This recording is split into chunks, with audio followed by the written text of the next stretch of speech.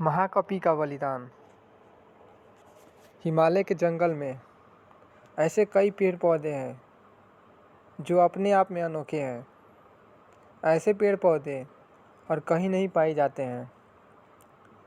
इन पर लगने वाले फल और फूल सबसे अलग होते हैं।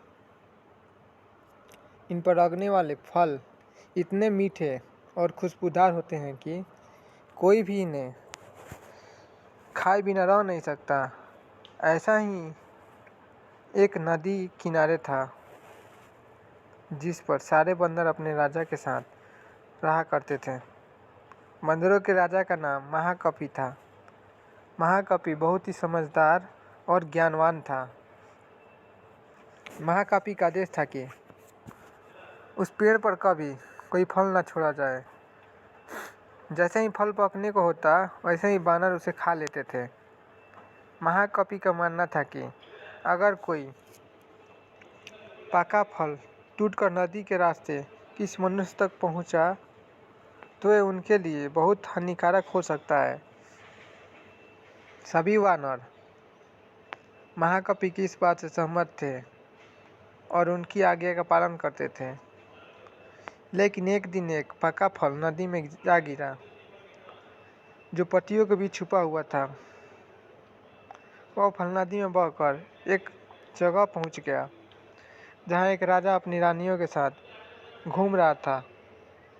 फल की खुशबू इतनी अच्छी थी कि आनंदित होकर रानियों ने अपनी आंखें बंद कर ली। राजा भी इस खुशबू पर मोहित हो गया। राजा ने अपने आसपास निहारा तो उस नदी में बहता हुआ फल दिखाई दिया।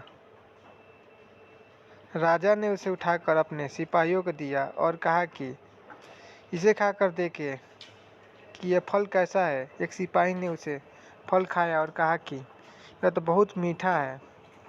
इसके बाद राजा ने भी उस फल को खाया और आनंदित हो उठा। उसने अपने सिपाहियों को उस पेड़ की खोज निकलने का आदेश दे दिया जहाँ से यह फल आया था।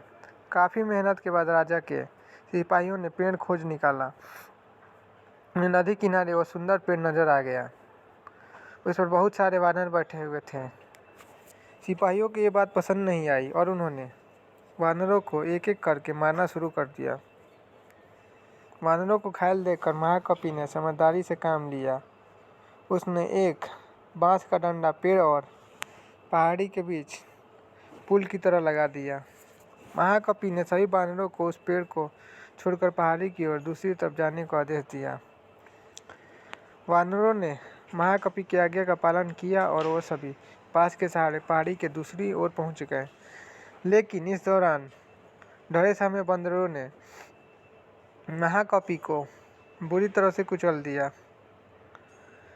सिपाहियों ने तुरंत राजा के पास जाकर सारी बात बताई।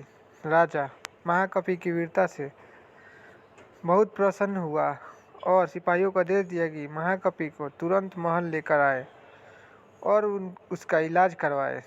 सिपाहियों ने ऐसा ही किया।